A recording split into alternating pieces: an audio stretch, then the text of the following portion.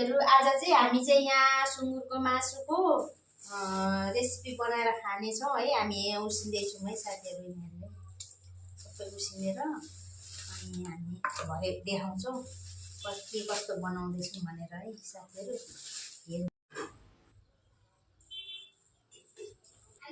बेसार हाल्छौँ, नुन पनि हाल्छ,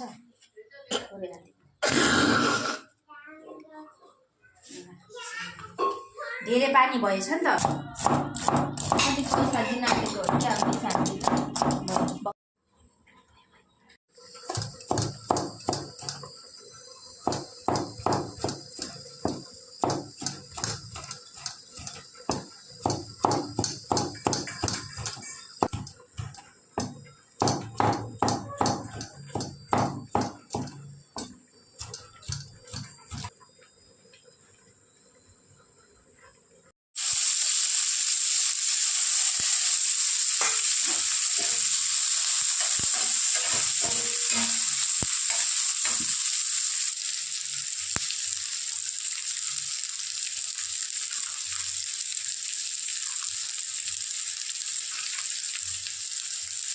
हामी यसरी चाहिँ बनाउँदैछौँ है।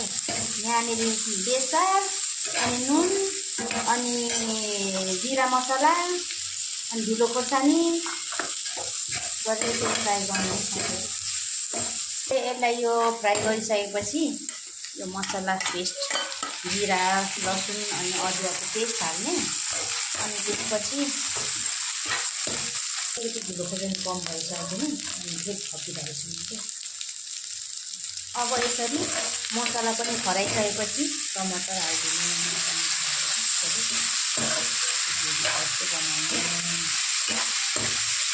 यसरी सबै मिक्स गरेर चलाएर त्यो ग्रेभी बनाउनुपर्छ। हामीले यसरी यो ग्रेभी भएको ठाउँमा मासुलाई यसरी राख्ने। यसरी राखेर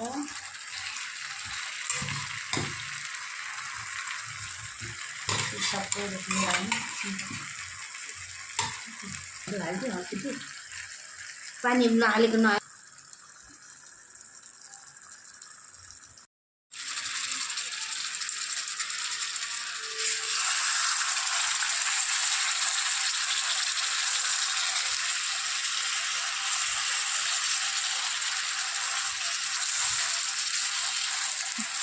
ल फाइनली साथीहरू रेडी भयो हाम्रो रेसिपी, हेर्न सक्नुहुन्छ। ल अब यम्मी यम्मी मिठो मिठो खाने हो।